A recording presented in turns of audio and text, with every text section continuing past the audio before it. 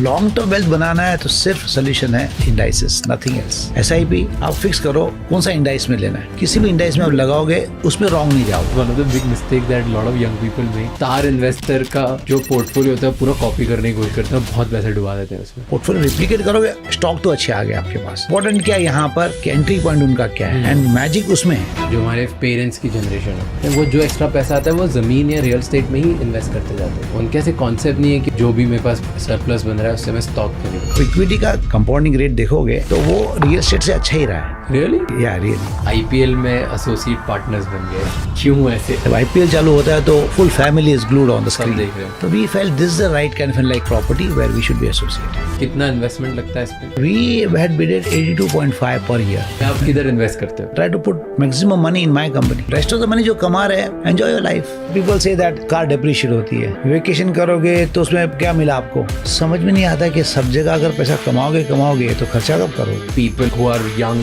उनको stock market में कैसे पैसे लगाने चाहिए? क्यों इंडिया में आज भी लोग स्टॉक मार्केट में इन्वेस्ट करने से डरते हैं? हर्षद मेहता स्कैम की वजह से क्या असर हुआ था ब्रोकिंग बिजनेसेस पर? Global entrepreneurs and small business owners के माइंडसेट में क्या डिफरेंस होता है? ऐसी कई सारी बातें हमने आज के पॉडकास्ट में डिस्कस करी है। हमारे आज के गेस्ट हैं Dinesh Thakkar, chairman and managing director of angel one. ये उन लोगों में से हैं जिन्होंने बड़े सपने देखकर और पूरी मेहनत करके अपने ड्रीम्स को पा लिया। He chose to not join his family business and build a successful business from scratch, and the rest is history, जो आज के एपिसोड में आपको पता चलेगी। अगर आपकी लाइफ में हमारे पॉडकास्ट से कुछ भी बेहतर चेंज आया है तो प्लीज़ इस चैनल को सब्सक्राइब करना मत भूलना, क्योंकि आपके एक छोटे से सब्सक्राइब बटन दबाने से हमारी पूरी टीम को बहुत मोटिवेशन मिलता है, जिससे हम और ज़्यादा मेहनत करके आपके लिए बेहतर से बेहतर एपिसोड लेके आएंगे।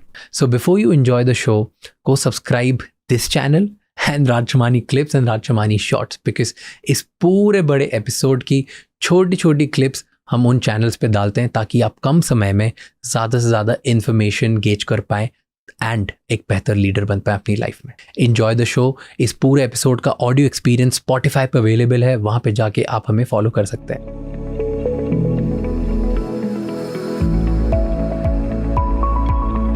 Thank you so much for coming to figuring out. And आप क्यों बताते हो आप क्या करते हो in 1 minute for everyone, so that it's a good standard for all of us to start beginning. I am into stock broking definitely, and stock broke पहले यानी कि व्हेन वी आई स्टार्टेड तब स्टॉक ब्रोकिंग का business था। हाँ.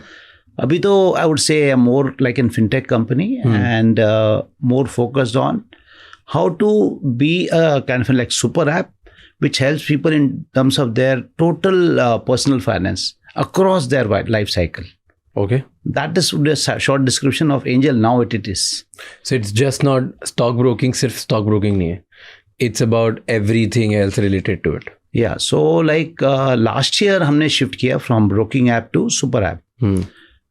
Focus ये vision ये है कि जो भी individual app पे आता है उनकी कुछ रिक्वायरमेंट है पूरे लाइफ टाइम में। एंड मैंने जो देखा है मार्केट में कि equity has given like a return of 14-15% CAGR across 25-30 years. That includes सबसे बैड पीरियड जो Harshad Mehta scam, .com bubble का जो प्रॉब्लम हुआ था, उसके बावजूद भी इक्विटी ने अच्छा रिटर्न दिया है। पर कितने लोग हैं इंडिया में जो सचमुच इक्विटी को लॉन्ग टर्म एसेट की तरह इन्वेस्टमेंट करते हैं?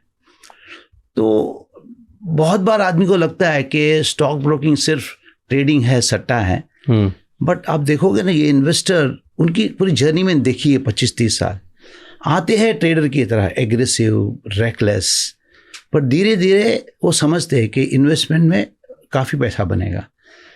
बट अनफॉर्चुनेटली इंडिया में बहुत लोग नहीं समझ पाए थे। अब जैसे डिजिटाइजेशन हो रहा है, हमने देखा कि जो भी ऐप पे आ रहे हैं वो समझने की कोशिश कर रहे हैं।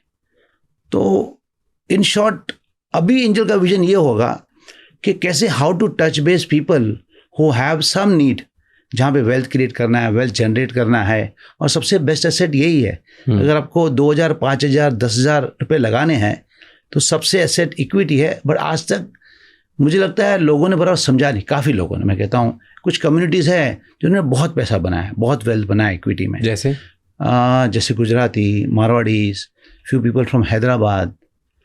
I'm talking about since 25 years. These are the communities who knew about virtues of equity. Equity में इन्वेस्टमेंट करने से काफ़ी पैसा बन सकता है, बट इसका मतलब ये नहीं ट्रेडिंग करना है, रेगुलरली इन्वेस्टमेंट करना है। खराब साइकिल में, अच्छे साइकिल में लोग क्या करते हैं, खराब साइकिल में डर जाते हैं और अच्छे साइकिल में हायर प्राइस पे आते हैं, तो उनकी वेल्थ बनती नहीं है। तो हमारा पर्पस ये है कैसे इन्वेस्टरों को कंटेंट दे, कैसे इन्वेस्टर को अवेयरनेस क्रिएट करें कि ये जो एसेट है रिस्की नहीं है, वोलेटाइल है, और उसके तरीके हैं टू मिटिगेट दिस रिस्क। अगर आप सिस्टमेटिकली इन्वेस्टमेंट करोगे तो आपका बहुत वेल्थ बन सकता है, बट इसमें पेशेंस चाहिए। ओके, क्वेश्चन ऑन दिस कि आपने आपकी जर्नी स्टार्ट करी 1991 में, पर ये 1991 में क्यों किया? मतलब बहुत अच्छा टाइम नहीं है स्टॉक मार्केट में इन्वेस्ट करने के लिए। Oh my God, स्टार्ट करने के लिए। मैंने 91 में स्टार्ट किया and first year I made a good amount, like साल का कुछ मैंने 35-40 लाख कमाया, and that was a big amount for me. Next year when I thought expand करता हूँ, एक नई ऑफिस ली, एक्सपांड किया, और 3 महीने में हर्षद मेहता क्राइसिस हो गया। तो जितने मेरे क्लाइंट थे दे वर unable to pay me. Again cycle started, I have to raise debt to pay. उस टाइम पे मार्केट में ऐसा था कि अगर क्लाइंट डिफॉल्ट करते हैं ना तो आप भी बैंकरप्ट डिक्लेयर कर दो, and that is a trend. Okay. So when I decided I will borrow and I will pay, हमारे फैमिली में ऐसा नहीं होता है कि we say that okay I am unable to pay, because client की रिस्पॉन्सिबिलिटी मेरी रिस्पॉन्सिबिलिटी है। I remember that day, like I had to borrow. Few of my good friends, they really helped me to give me debt, and that debt got converted into equity of angel broking. Okay. Yeah, and still they are holding. Okay. Nice. So when they invested, like that time I required around 1.5-2 crore. They invested 50 lakh. उनके लिए तो pocket money था। That portfolio has turned to around 1,000 crores. But ये हर्षद मेहता के पहले जैसे आपने 1 साल पहले स्टार्ट किया और फिर वो हुआ, उससे कितना इफेक्ट पड़ा था आपके बिजनेस पे? उसके बाद कितने टाइम तक एक्चुअली इफेक्ट था? Yeah, that is a good question. So I believe many people glorify him as in people who bought investment cult. It is not like that. उसके हिसाब से काफ़ी इन्वेस्टर को काफ़ी लॉस लगा, एंड रिकवरी होने में कम से कम 5 या 6 साल लगे। 92 का जो इम्पैक्ट आया, मुझे पता है कि मेरा बिजनेस रिकवर हुआ by 96-98। That is where all the screen based trading started. I was able to use technology, use VSET and all that, give terminal to sub broker across India. That is how at least in 5 years I was able to recover that money, and I was capable to like bring my business back to normal. By the time I brought it back to normal, then all this .com bubble, Ketan Parekh, so scam के ऊपर scam ही होता था। 2001 में फिर हो गया। Yeah. Do you think कि काफ़ी लोग आज भी इसीलिए मार्केट में इन्वेस्ट नहीं करते क्योंकि हर्षद मेहता और केतन पारेख जैसे स्कैम्स हुए थे? या डेफिनेटली, बिकॉज ये स्कैम ने क्या किया, एक जनरेशन को इतना इम्पैक्ट किया। वो आज भी अपने बच्चों को एडवाइस करते हैं स्टॉक मार्केट बहुत रिस्की है। Same happened with me also when I started my business. First thing was that stock market बहुत रिस्की है, but when I went into this market I understood there are ways to mitigate. ये सब risk वगैरह ऐसा नहीं है जो handle नहीं हो सकता है। तो कभी ये नहीं सोचा कि VC से पैसे लेता हूँ मैं? नहीं, IPO क्यों? No, see what happens, time comes when you are like, जब इक्विटी रेज कर दिया है उनको एग्जिट भी देना है, और प्लस क्या होता है कि we felt it is good to be a listed company. देखो जब विजन काफ़ी बड़ा है ना कि बैंकिंग सर्विस को डिस्टर्ब करना है, कब आपको इक्विटी और लगेगी आपको पता नहीं है। तो it is better if you are listed, no lots of transparency is there. हम जो नंबर डिक्लेयर करते हैं इंडस्ट्री में, हम ही इतना नंबर डिक्लेयर करते हैं क्योंकि we are listed company, we feel we are responsible for every investor who had invested in our company. So I feel transparency helps us to have a better corporate governance, have better transparency, being honest to stakeholders and all that. That creates a different environment altogether. So that's the reason we believed. Now time has come, we are mature enough, business is growing, so it should be listed. How much is growing business now, year on year? Our customer base is growing at the rate of around 80-85%. Every year? Every year, yeah. So that is what I am saying. That wow. Is, yeah. So this you cannot do it in traditional business. And this is profitable. It is profitable. Every customer that we acquire. And is what's the top line? अभी क्या turnover है business का? Because it's listed company, so we can talk about these numbers. Yeah. तो ये 9 महीने का top line है around 3000 crore, okay, और प्रॉफिट होगा अराउंड 790 करोड़, एंड अभी भी एक क्वार्टर बाकी है.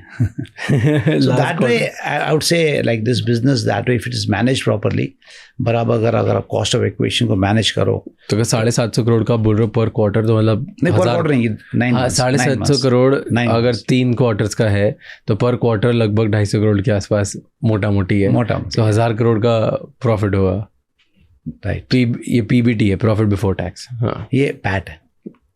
ये पैट है. पैट. ओके, तो 1000 करोड़ टैक्स देने के बाद में. Oh, nice. So profit after tax is almost 1000 crore. And इसमें से how much company do you own as a promoter? As in promoter, we hold around 38%. अच्छा, tell me, fintech companies India में इतनी प्रॉब्लम्स क्यों फेस कर रही है? Face कर रही है, ये शायद स्टेटमेंट करंट है. ओके. वैसे फेस कर नहीं रही थी. हाँ, कर रही है. एग्जैक्टली. क्या होता है कि जब कुछ भी नया बिजनेस स्टार्ट करते हो, रेगुलेटर हर चीज के लिए तो रेगुलेशन नहीं बनाएगा. बोलते ठीक है, आप छोटा मोटा कर रहे हो, विद इन जो फ्रेमवर्क आप करो. बट जब आप बड़े बन जाते हो तो आपको फ्रेमवर्क को फॉलो करना है. उस समय दिक्कत क्या होता है, आपने जो बनाया है, आप you are chasing profit, you are chasing revenue, तो आप ये भूल जाते हो कि रेगुलेटर ने फ्रेमवर्क बनाया उसी के दायरे में करना है. आप अगर बीच में कोई शॉर्टकट ढूंढोगे तो कहाँ ना कहाँ रेगुलेटर फिर से आपके पास आके आपका बिजनेस को करेक्ट करेगा. तो ये फेज़ है जहाँ पे करेक्शन हो रहा है. वो ये कह रहे हैं कि जो आपने किया है, जो अलाउ नहीं है आप मत करो, जो अलाउ हो उस चीज़ में इनोवेट करो. आई डोंट थिंक, देखो मैंने जैसे 91 में स्टार्ट किया, हर्षद मेहता स्कैम हुआ. आज भी मैं रेगुलेटर को क्यों मानता हूँ, उस समय रेगुलेटर होता था तो स्कैम नहीं होता था. तो ये रेगुलेटर जो करता है वो इंडस्ट्री को लॉन्ग टर्म ग्रोथ के लिए बहुत हेल्प करता है. अब एंटरप्रेन्योर का विजन क्या था, वो लॉन्ग टर्म बड़ा पिक्चर, उसमें से मार्केट शेयर. अगर बीच में अगर कुछ गड़बड़ हो गई, स्कैम हो गया, या तो किसी ने अपना ये, जैसे हमारे पास कार भी हुआ, ऐसे इंसिडेंट्स हुए तो इंडस्ट्री 2 स्टेप पीछे चली जाती है. तो ये बहुत इंपॉर्टेंट है रिकग्नाइज करना, जो भी रेगुलेटर कर रहा है वो इंडस्ट्री के अच्छे के लिए कर रहा है, बचाने के लिए कर रहा है. अब वो काफ़ी वाइट पेपर फ्लोट करते हैं, कंसल्टेंसी करते हैं, वगैरह करते हैं, तो आप उसमें पार्टिसिपेट करो. अगर आपको लगता है आपने कुछ गलत किया तो एक स्टेप पीछे लेके करेक्ट करो. और अगर आप बिलीव करते हो जो लॉन्ग टर्म विजन है वहाँ पे पहुँचना है, तो ये टाइम एंड अगेन करेक्शन बहुत ज़रूरी है. So question on this very specific, कि पेटीएम के साथ क्या हो रहा है? पेटीएम मैं इतना मॉनिटर नहीं कर रहा हूँ. अच्छा. बट मुझे लगता है कि they have to correct whatever they have done wrong. Regulator अगर कुछ कहता है ना तो कुछ इश्यूज है, step back, as I said, correct करो. अपॉर्चुनिटी तो चेंज होने वाली नहीं है, तो don't lose heart, and he will not, definitely, I know that. But what is important is that time and again जब हम बिजनेस करते हैं ना, तो ऐसा नहीं कुछ इंटेंशनली कोई गलत करता होगा, बट कुछ रॉन्ग हो जाता है, बिजनेस मॉडल रॉन्ग हुआ, स्टेप बैक, 1-2 क्वार्टर रिपेयर करके वापस वही, वो जो विजन है कि जो फिनटेक में डिसरप्शन आने वाला है काफ़ी बड़ा है, 100x की अपॉर्चुनिटी है. अब तो 1x भी नहीं पहुंचे. तो यू थिंक कि Paytm will bounce back, will come back? See, I believe like any entrepreneur who has sustained for all this period, who have raised money, who have convinced investors, who has a good corporate governance and all that, will correct and bounce back. You know, मैं अभी 3rd time पहले मैंने अपना PMS start किया था, 2 साल पहले, 2.5 साल पहले. एंड उस टाइम मैं काफ़ी रिसर्च कर रहा था, तो 1-2 मेरे पास कंटेंट वीडियोस देखने को मिले सौरभ मुखर्जी के, मार्सेलिस जो चलाते हैं, राइट. तो उसमें एक वो चीज़ बता रहे थे कि almost 94% of our countries asset is into physical assets right now. Do you believe so? I don't know what numbers, but what he is saying would be right. Because देखोगे तो जो भी जनरेशन, ये जनरेशन कौन सी generation है जो पहले इनकी रिक्वायरमेंट है फ्लैट लेना, घर लेना, तो जितनी भी सेविंग जाएगी वहीं पे जाएगी. अब नंबर राइट है कि रॉन्ग है वो बट मेजॉरिटी वही है, मेजॉरिटी अभी वही है. तो ये अब चेंज हो रहा है यहाँ से फिजिकल से फाइनेंशियल एसेट्स. तो ये जर्नी स्टार्ट हुई है, जो मैं कहता हूँ 100x की अपॉर्चुनिटी दिख रही है कि यहाँ पे लोगों को हेल्प करना. भी घर हो गया, उसके बाद उनकी जर्नी स्टार्ट होगी, financial safety, can of like money for family, retirement plans. अब फोकस इस जनरेशन का वहाँ पे जाएगा. जब ये जाएगा, ये 20-25 साल पूरा आप देखोगे, नया जो पैसा इन्वेस्टमेंट होगा वो फाइनेंशियल एसेट्स में होंगे. यू फील अब फिजिकल एसेट्स पे लोग कम कर रहे हैं इन्वेस्ट करना? कम नहीं कर रहे, बट समझो जितनी प्रॉस्पेरिटी आ रही है, तो जैसे बेसिक पहले क्या होता है, घर आपने बना दिया तो आपका ज़्यादा इन्वेस्टमेंट वहीं पे होगा, फिर भी आपके पास सरप्लस है। ये जनरेशन प्रीवियस जनरेशन ज़्यादा कमा रहा है, अब घर के अलावा उनके पास सरप्लस है तो कहाँ पे लगाएंगे?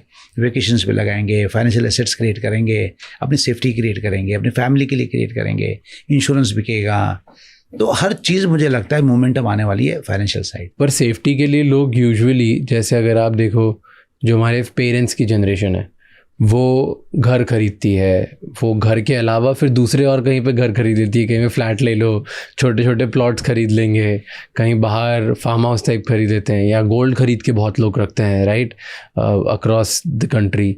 तो बहुत ज़्यादा गोल्ड में भी इन्वेस्ट करते हैं, छोटे छोटे घरों में भी इन्वेस्ट करते हैं, फ्लैट्स में भी करते हैं। वो जो एक्स्ट्रा पैसा आता है वो ज़मीन या रियल एस्टेट में ही इन्वेस्ट करते जाते हैं। उनके ऐसे कॉन्सेप्ट नहीं है कि ओके मैं इतना ज़्यादा जो भी मेरे पास सरप्लस बन रहा है उससे मैं स्टॉक खरीदूँ। नहीं, इसमें और एक चीज़ है, एफडी भी खरीदते हैं। हाँ, एफडी भी खरीदते हैं। तो अब जब एफडी 6% दे रही है, तो जो फाइनेंशियल एसेट जो क्रिएट कर रहे थे थ्रू एफडी, अब क्या होगा? इक्विटी आएगी उसकी जगह पर। और वो जनरेशन ने कभी इक्विटी को एज एन एसेट क्लास नहीं देखा था, इक्विटी देखा था ट्रेडिंग के लिए। कुछ लोग करते थे, कुछ लोग नहीं करते थे। अब ये जो जनरेशन है वो इक्विटी को एज एन एसेट क्लास देखेगी। जब वो देखेगी और उनके पास सरप्लस कैसे होता है, ये जनरेशन आप देखोगे उनको एक्सपीरियंस भी करना है, लाइफ लोन भी लेना है, वेकेशन भी करना है, तो उनके पास छोटी छोटी टिकट साइज़ है और छोटे टिकट साइज़ में उनको इन्वेस्टमेंट करना है, घर नहीं मिलेगा। तो उनके लिए मुझे लगता है इक्विटी राइट सोल्यूशन है। और अब इक्विटी का कैगर देखोगे, कंपाउंडिंग रेट देखोगे, तो वो रियल एस्टेट से अच्छा ही रहा है। Really if you look at like, तो रियल एस्टेट हमेशा आधा 1% नीचे देगा इक्विटी से। बट रियल एस्टेट मतलब बहुत सब्जेक्टिव नहीं है कि आप किस एरिया में हो, कौन से शहर में हो, वहाँ पे डिसाइड होता है आप कितने पैसे बनाओगे। अब ये सब्जेक्टिव नहीं है कौन सी स्टॉक में डालते हो, कब डालते हो, सेम चीज़ है, दोनों में एक ही चीज़ है। आप क्या देखोगे? पूरे बास्केट का रिटर्न। रियल एस्टेट में अगर बास्केट में डालता था, देखो उसमें तो क्या होगा, रियल एस्टेट में एक एरिया में आपने बहुत कमा लिया, एक एरिया में पैसा डूब गए। पर मैं कर रहा हूँ बास्केट की बात। अब बास्केट का अप्रिशिएशन देखोगे और स्टॉक मार्केट का बास्केट का अप्रिशिएशन देखोगे, तो स्टॉक मार्केट ने रिटर्न ज़्यादा दिया है। I think generally my view कि इट्स नॉट अबाउट इक्विटी में ज़्यादा आएगा कि रियल एस्टेट में ज़्यादा आएगा। आपको किस चीज़ का ज़्यादा नॉलेज है, जहाँ पे आपकी अंडरस्टैंडिंग और जहाँ पे आप एक गोल्डन अपॉर्चुनिटी स्पॉट कर सकते हो। अगर आपको वो करना है तो आपको, अगर रियल एस्टेट आता है तो आप रियल एस्टेट करो, स्टॉक आता है तो स्टॉक करो। पर अगर आपका मेन बिजनेस कुछ और है और आपको साइड में सिर्फ इन्वेस्ट ही करना है एज अ साइड बिजनेस, कि मेरे पास जो महीने का 10,000 या 10 लाख या 10 करोड़ जो भी आ रहा है आपके पास, वो मैं बस साइड में लगाते जाऊँ, जहाँ पे मुझे दिमाग नहीं लगाना कैसे पिक करना है, कैसे नहीं करना है, I think then stocks makes more sense. Exact, my point is that उसमें दिमाग नहीं लगाना है। हाँ, कि आपको पता है कि आपको इंडेक्स में लगा के छोड़ते जाओ, इन्फॉर्मेशन है, या तो आपको लगता है कि यहाँ पे कुछ हाईवे आने वाला है, ये रोड कट जाएगा वगैरह, तो उसका रिटर्न तो कोई बीट नहीं कर पाएगा। मैं कहता हूँ जो लेमैन जिसको ज़्यादा पता नहीं है, वो कहता है मैं अगर इन्वेस्टमेंट करूँगा तो रियल एस्टेट में इन्वेस्टमेंट में क्या अप्रिशिएशन आएगा, हर एरिया का अप्रिशिएशन उतना ही आएगा जितना सैलरी का इंक्रीमेंट आपको मिलता है। तो नेक्स्ट जनरेशन उतना ही ज़्यादा दे पाएगा जितना उनका सैलरी का इंक्रीमेंट है। सैलरी का इंक्रीमेंट ज़्यादा होगा कि टोटल कंपनी की अर्निंग ज़्यादा ग्रो होगी। यही रिफ्लेक्ट होता है अल्टीमेटली। जब तक आपका इनसाइड इन्फॉर्मेशन नहीं है, इनसाइड इन्फॉर्मेशन होगा तो स्टॉक में भी बहुत कमा सकते हैं। एग्जैक्टली। तो पॉइंट मैं लाइक टू लाइक कंपेयर करूंगा ना, तो मैं कहूँगा रियल स्टेट में, because it is connected to prosperity of people and this is connected to prosperity of a company, उसका रिटर्न 1-1.5% ज़्यादा ही आएगा। हाँ, दैट्स व्हाट मैं भी बोल रहा था कि that's what I also feel, कि अगर आपको इतना टाइम नहीं है, ना एक्सपर्टीज है, और ना आप लगाना चाहते हो इतना दिमाग कि मैं सीखूं कि कैसे मैं एक मल्टी बैगर स्टॉक ढूंढूं या मल्टी बैगर मेरा लैंड ढूंढूं, या मैं ऐसी कौन सी इनसाइड इन्फॉर्मेशन करूं कि जहाँ पे रोड कटेगा। रिटेल की इन्वेस्टमेंट बहुत क्लोज से देखी है। जो भी मल्टी बैगर वगैरह ये सब स्पॉट करते हैं, उनका पोर्टफोलियो 5-10 साल में देखोगे अंडर परफॉर्मिंग करता है इंडाइसेस को भी। तो सबसे बेहतर ये होता है इंडाइस में लगा देते थे। हाँ, कोई भी पोर्टफोलियो, मैं तो ये भी कह सकता हूँ कि बहुत सारे फंड मैनेजर्स जो नॉलेजेबल है, जो वो भी इंडेक्स बीट नहीं कर पाते, वो बीट नहीं कर पाते इंडेक्स को। जब इतना अच्छा प्रोडक्ट सामने है और इतना ईजी है इन्वेस्टमेंट करना, आप महीने का 100 रुपये लगा सकते हो। तो उनको ऐसा लगता है कि शायद मेरी बस मिस हो गई, शायद मैं मल्टी बैगर स्पॉट कर सकता था। फंड मैनेजर नहीं कर पाया तो रिटेल कैसे कर पाएगा?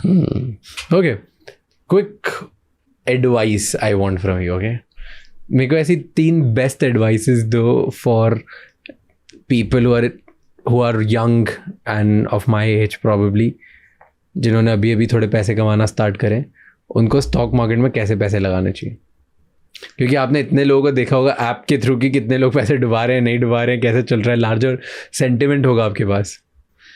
तो फर्स्ट जैसे मैंने कहा कि इंडाइसिस को बीट करना बहुत मुश्किल है। उस इंडाइसिस भी आप बनाओ कि आपको 2 इंडाइसिस क्लब करना है कि सब इंडाइसिस को क्लब करना है। बहुत सारे ETF मिलते हैं जो आपको टॉप 700 कंपनीज का भी आपको इंडेक्स बना के दे देगी, उसमें स्मॉल मिड लॉन्ग सब डाल देगी। तो इम्पॉर्टेंट ये है कि आपको चॉइस करना है ये 3-4 इंडाइसिस में। आप हिस्टोरिकल देखोगे इंडाइसिस को बीट करना इतना आसान नहीं है।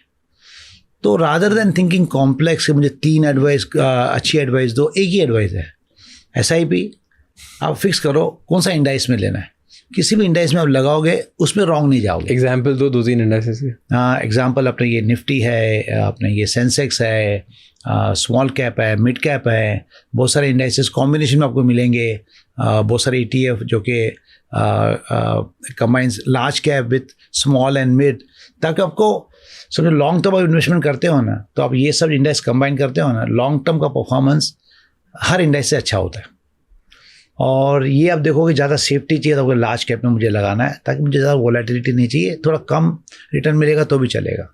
अगर रिस्क एपिटाइट ज़्यादा है मैं स्मॉल और मिड में लगाऊंगा, मुझे परफॉर्मेंस ज़्यादा चाहिए, थोड़ा वोलेटिलिटी ज़्यादा होगा मुझे चलेगा, तो वोलेटिलिटी ज़्यादा होगा। आज भी small and mid cap long term में आपको परफॉर्मेंस लार्ज कैप से अच्छा देता है। बट प्रॉब्लम ये है अगर आप चेरी पिक करना शुरू करोगे इसमें से कौन सा स्टॉक लेना है, आप उतना एक्सपर्ट नहीं हुए हो।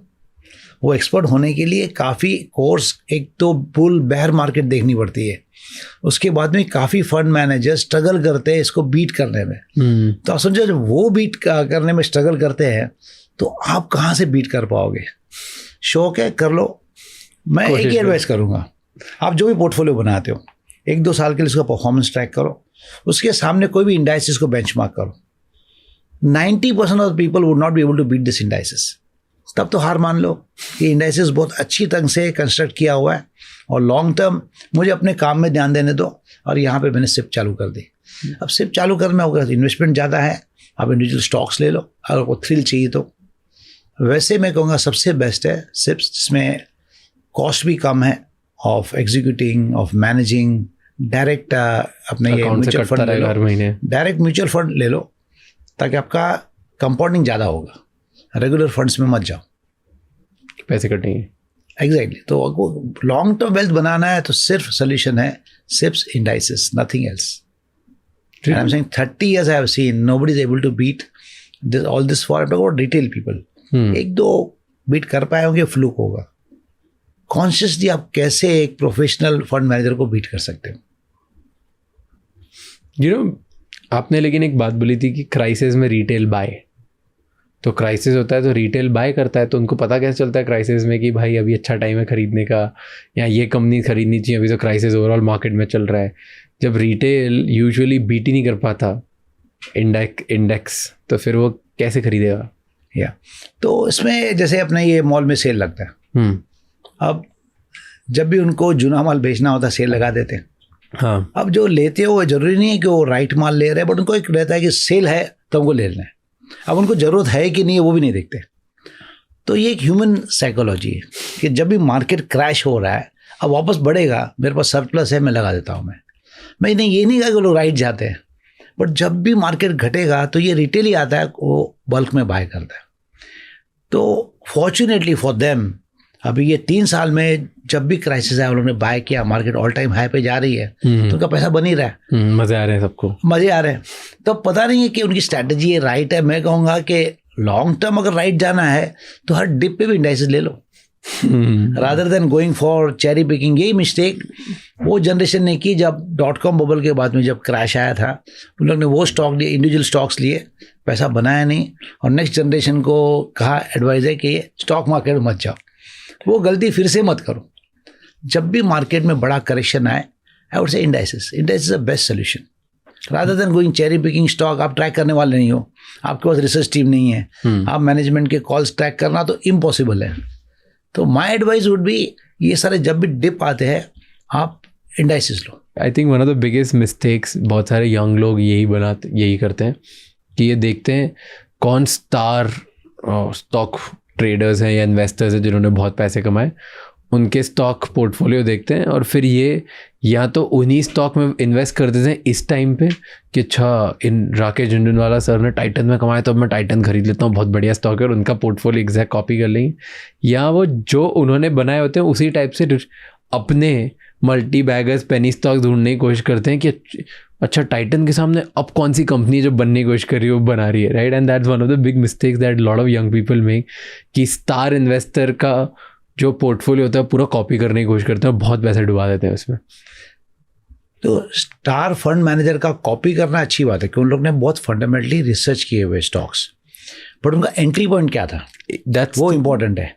आपने एंट्री पॉइंट गलत लिया, जब वो एग्जिट करने वाले हो तो आपने एंट्री किया तो आपको अप्रिशिएशन नहीं मिलेगा। एग्जैक्टली पॉइंट वो है कि उनका एंट्री पॉइंट और पोर्टफोलियो दोनों आप देखोगे, मैच करोगे तो आपको तो वो इन्फॉर्मेशन मिलेगी नहीं ना, कब वो रिसर्च कर रहे थे किस कंपनी की, कब किस किस पॉइंट पे उन लोग ने लिया है, और जब वो लोग सोच रहे हैं उस कंपनी का क्या सोच रहे हैं। तो सबसे इंपॉर्टेंट क्या है कि ये आप पोर्टफोलियो रिप्लिकेट करोगे, स्टॉक तो अच्छे आ गए आपके पास, एंट्री पॉइंट गलत आ गया। आपको जब पैसे कमाने थे, अब हर हमेशा एंट्री पॉइंट आपको पता नहीं चलेगा। तो इंपॉर्टेंट क्या है यहाँ पर, ये सब इंफॉर्मेशन प्राइवेट आपको नहीं मिलेगा कि एंट्री पॉइंट उनका क्या है। एंड मैजिक उसमें है कि आपने किस वैल्यू पे लिया, किस एंट्री पॉइंट आपका कब लिया, और वो तो फिर भी ठीक है। और उससे रिप्लिकेट करना कि पेनी स्टॉक सबसे डेंजरस गेम। देखो इस मार्केट में बहुत सारे आज भी ऑपरेटर्स हैं जो ऑपरेट कर रहे हैं, उनको आपके साइकी से खेलना है।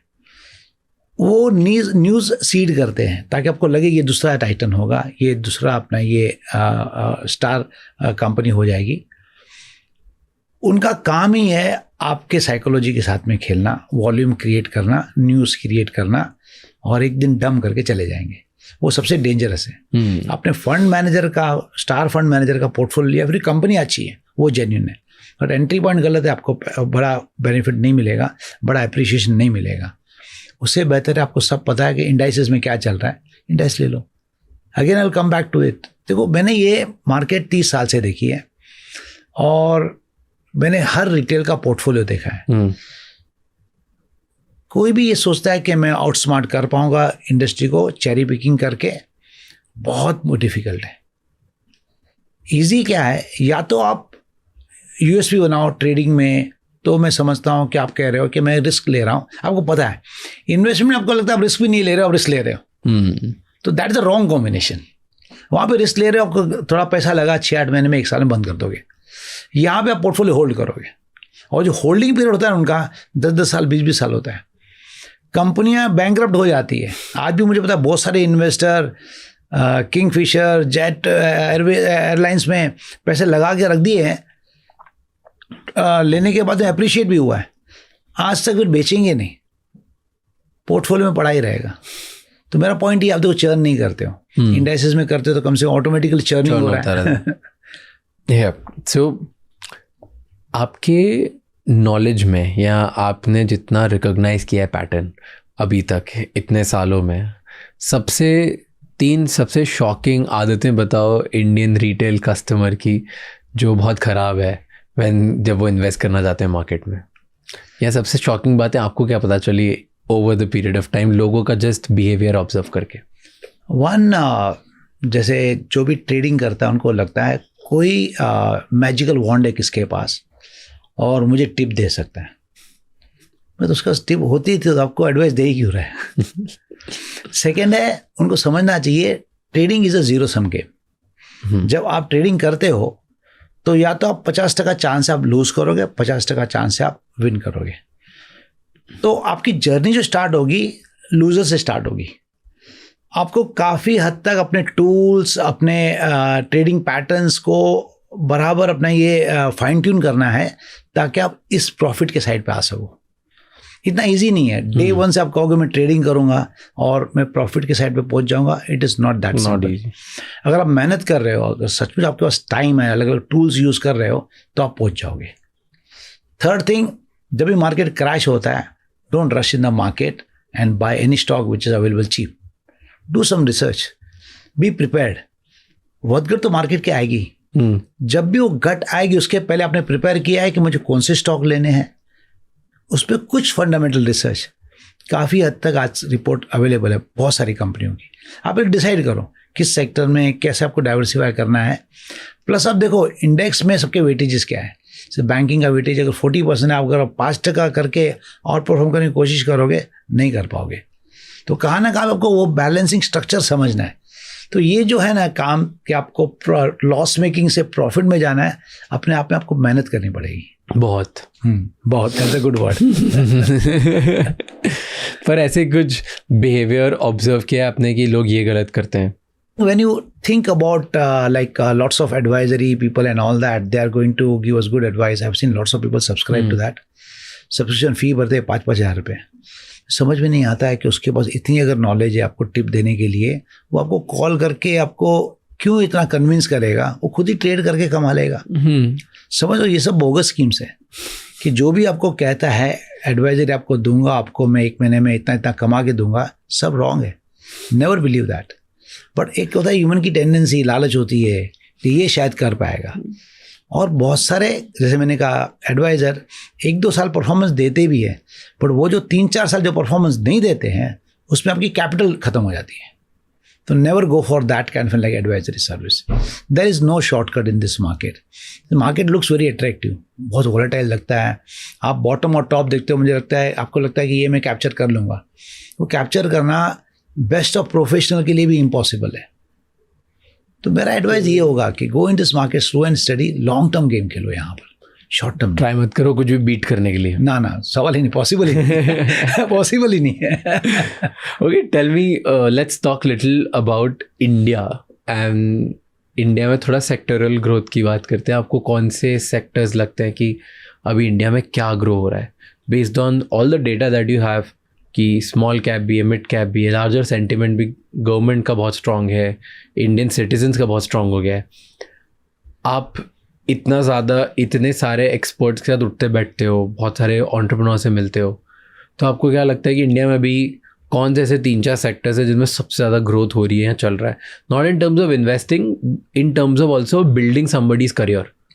किसी को अगर अपना करियर बनाना हो किसी चीज़ में, वो सोच रहा है कि मैं किस में अंदर घुसूँ। देखो ओवरऑल मुझे लगता है, बिकॉज सेक्टर वगैरह तो हम ट्रैक नहीं करते, जो मैं देख रहा हूँ क्या हो रहा है कंट्री में, first of all like prosperity in terms of capex cycle, confidence in terms of expanding capacity everywhere has come back. पहले क्या हो रहा था कि पैसे मिल रहे थे बैंक से, ज़रूरत नहीं भी थी तो कंपनी कैपेसिटी बढ़ा देती थी, यही समझ के कि शायद रिपे करना है नहीं करना है, तब तक चल रहा था। जैसे ही इंसॉल्वेंसी का लाइक बोर्ड आया, तब से पता चल गया अगर हम नहीं पे कर पाएंगे तो हमारी कंपनी हमारे हाथ से चली जाएगी। ये एक बहुत अच्छी चीज़ हुई है इंडिया में। तो अब जो एक्सेस कैपेसिटी सब एब्जॉर्ब हो गई। अब जिस फेज़ में हम जा रहे हैं, यहाँ पे जेन्युइन कैपेक्स साइकिल स्टार्ट होगा। तो मुझे लगता है कि कैपिटल गुड्स इसीलिए मुझे लगता है बहुत अच्छी चलेगी। फाइनेंशियल सर्विसेज जो मुझे लग रहा है, बैंक्स, जो भी ये सारे अपना ये प्लांट कंस्ट्रक्ट करते हैं, रोड कंस्ट्रक्ट करते हैं, ये सब चीज़ें जो इंफ्रास्ट्रक्चर को आगे बढ़ाते हैं, या कंपनी को अपनी कैपेसिटी बढ़ानी है, तो वो सब उस पर अपना उनका फंक्शन है।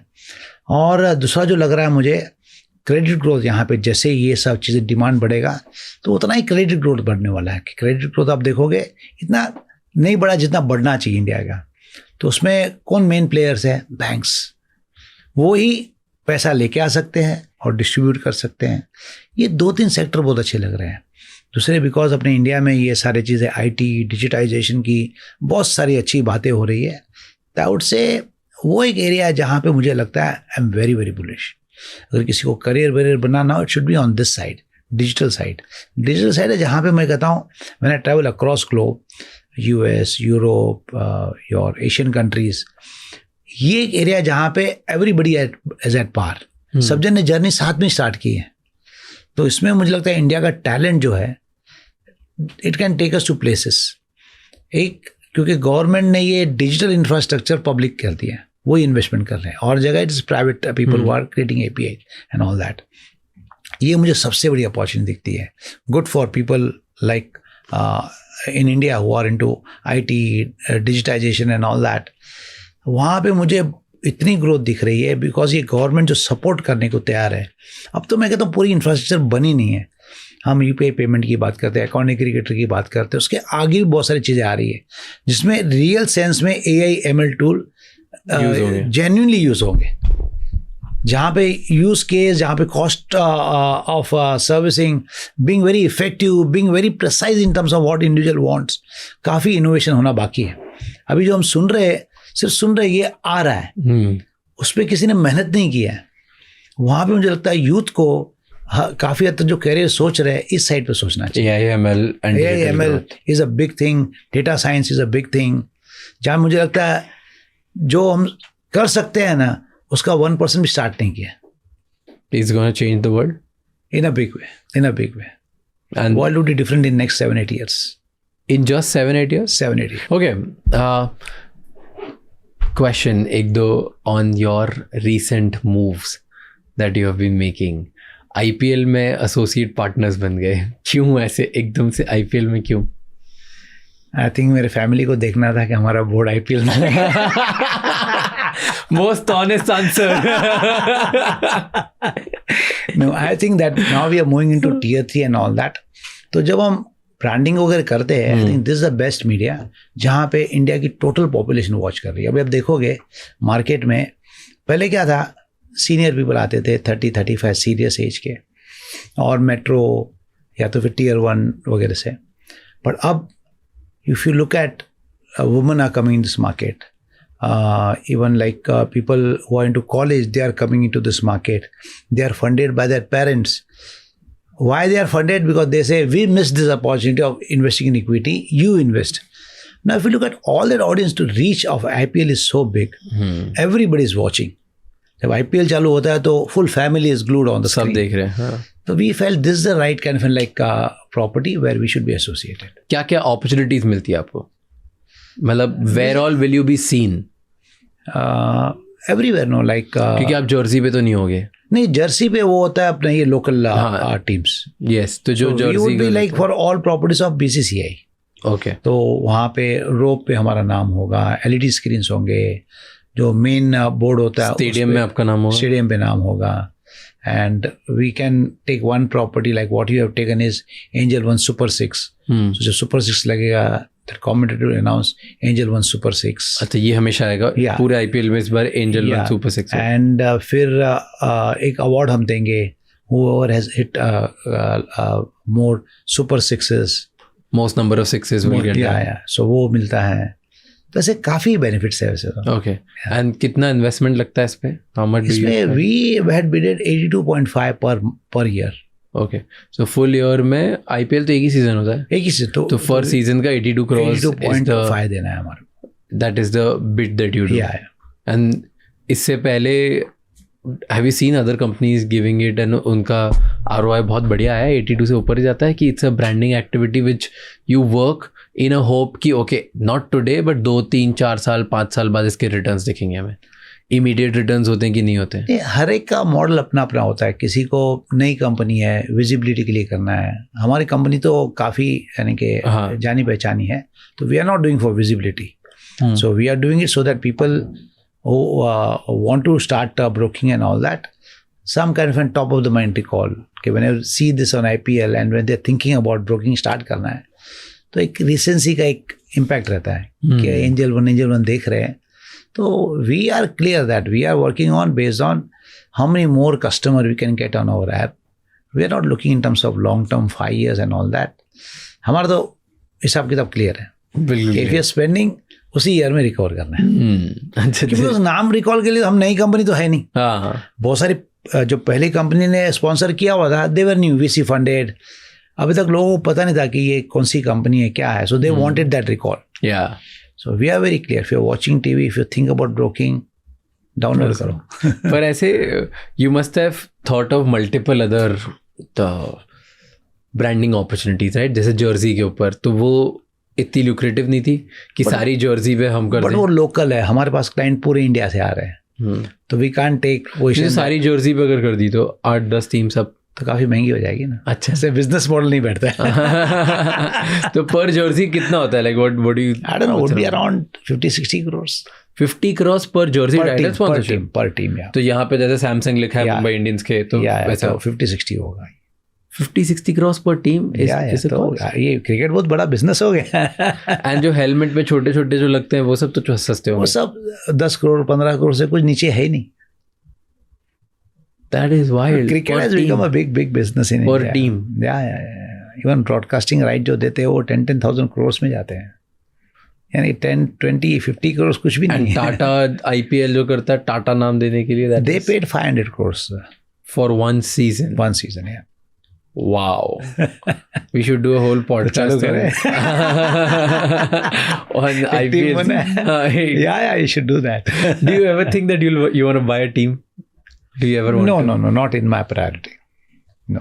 But कभी भी फ्यूचर में कि कभी कह नहीं सकते, मिलेगी तो कर नहीं, बट कभी एक्साइट करता है। It makes a business sense, no. Like IPL, believe me, from 2006 my team is saying that we should sponsor. But till the time we don't feel a business justifies this cost. उस time में मैं यही कहता था, 1% लोग equity में invest कर रहे हैं and we spend on IPL, सब वेस्ट ही जा रहे हैं। Now we reach a stage जहाँ पे 14 करोड़ अकाउंट है और भी it is growing at a good rate, तब इट मेक्स सेंस। तो जब भी ये चीज़ होगी कि टीम लेना, बिजनेस सेंस बनेगा ना, सब चीज़ करेंगे। बिजनेस में क्या इंपॉर्टेंट, वही इंपॉर्टेंट है। Whatever money you spend, you should be able to recover it. Have you heard of, I don't want jinx it, but आपने कभी सुना है कि टीम इंडिया को जो स्पॉन्सर करता है उनके ज़्यादा टाइम तक वो स्टार्टअप चल नहीं पाता? Have you seen that? Have you heard the jinx? I have heard, but I don't believe it. I don't believe it either. In my life, I will tell you, जो मैंने first office ली थी ना, बैंड्रा में office थी, तो deal तो करके आया। मैं देखता नहीं हूँ, मैं वास्तु न देखता हूँ क्या हुआ था। Somebody told me, you know why you got this deal cheaper? यहाँ का ओनर जब ओपनिंग कर रहा था तो मर गया। That's how does it matter? I'm looking at my business, I'm looking at what I'm going to serve. I don't look at क्या हुआ था। उसके हिसाब से वर्ल्ड थोड़ी चलती है। वर्ल्ड चलती है, are you able to connect with your user? Are you able to serve them better? Are you able to give them a best cost? So that is important. और आज तक लाइफ में मैंने कभी जो भी ऑफिस मैंने खोली या कुछ भी काम किया, auspicious day, auspicious time, auspicious people, vastu, मैंने कभी फॉलो नहीं किया। मैंने दिमाग में लाता ही नहीं हूँ। That saves my time. Yeah. You keep your karma clear, that's it. Yeah, exactly. I'm a strong believer of that. Strong believer of let us serve our consumers and user base, and that be interesting. ये आप किधर invest करते हो? So contrary to what people believe, I have not invested in equity ever. तो आप equity में invest नहीं करते? No, because I've invested in my business, which is 100% concentrated investment in equity. So that's the reason I don't look at other companies and all that, because I see lots of opportunity in my company. If I believe in my own company, I should put all my money over here. So that is what I do. Except for that, I do investment, like not investment. My rest of the money goes into my cars and all that. But otherwise in equity, I believe in my own equity. I believe in my own company. So that is what trust, faith, dedication I have. That if I want to make any wealth, I can make it. People who have their own business, they should do that. If you don't have, invest in good businesses. And that is the reason. I mean, rest of the money जो कमा रहे हैं, enjoy your life. अच्छा. Yeah. सब चीज़ में थोड़ी multiply किया जाता है. Many times I see that people say that, oh ये पैसा लगाओगे तो कार depreciate होती है. Vacation करोगे तो उसमें क्या मिला आपको? समझ में नहीं आता कि सब जगह अगर पैसा कमाओगे तो खर्चा कब करोगे? So something you have to keep that, okay, I'm doing this for my family, for vacation, for experience, for my own passion. तो ये जो पैसा है वो वहाँ पे जाता है। बाकी पैसा जो इन्वेस्टमेंट के लिए जाता है, जो बिजनेस के लिए जाता है, जो इक्विटी के लिए जाता है, it is only in my business. Interesting. So much of big opportunity, so much of growth, so much of capital is needed. सही. Okay. तो कार कलेक्शन क्या, खर्चा कहाँ करते हो आप? खर्चा कहाँ पे करते हो? कार्स में. I'm passionate about cars. So whatever new sports car come, I want to buy it. I want to drive it. See, I'm not collector. I'll drive them. So every weekend I will go drive my cars. I will go with my family with the sports car. We take a car from here to Pune. I've driven it from here to Delhi. I've driven from here to Bangalore. That is where I really enjoy. Then I go abroad. कितनी cars हैं आपके पास? would be around 8-10. I haven't counted them Abhi, properly. At this Around point, 8 to 10. 8 to 10. Which is your best car? कौन सी? Tell me your car collection. Give me It's 3-4. like asking a parent, who is your favorite kid? Don't tell me. Don't So ask tell me this. names of all your kids. So I have Ferrari, I have Lamborghini. So there are different variants of Lamborghini I have. Porsches I have. AMG, Mercedes and all that I have. Apart from a business car, which is BMW i7. अच्छा, so business car i7 is where you... Business car is my Mercedes, this thing S-Class or BMW i7. Comfort. So okay, late if you want to really drive fast, want to hear a good engine sound and all that, then Ferrari. If you want to really go wild that day, take your Lambo over there. Want to go on a racetrack, take your Porsches. Very reliable car. AMGs are excellent on track. all of this All is sorted like that. You have your priorities clear. I'm very clear. Yeah, I'm very clear. Sound चाहिए आज तो Ferrari चाहिए. Wild जाना है, भगाना है, इधर-उधर मस्ती करनी है तो Lambo चाहिए. Well, thank you so much for coming here. It was nice pleasure talking to you. Yeah. And thank you so much for spending so much time. Yeah, no issue. Thank you so much ये episode and तक देखने के लिए. मुझे please comments में feedback दीजिए और बताइए कि कैसा आपको ये एपिसोड लगा, ताकि आपके कमेंट्स और फीडबैक पढ़ के मैं अगला एपिसोड और बेहतर तरीके से बना सकूं. आपके कमेंट्स मैं बहुत ज़्यादा रिगरसली पढ़ता हूं, क्योंकि उसी से हम आज तक यहाँ पहुँचे और इसी तरीके से हम आगे भी जाएंगे. एंड आपके लिए वर्ल्ड का बेस्ट पॉडकास्ट इसे बनाकर ही रहेंगे. बिफोर यू लीव, ये एपिसोड किसी एक इंसान के साथ शेयर कर लो, क्योंकि one conversation can change someone's life and that can add to country's growth to another level. Please don't forget to subscribe this channel, like, comment, share, and until the next episode, keep figuring out.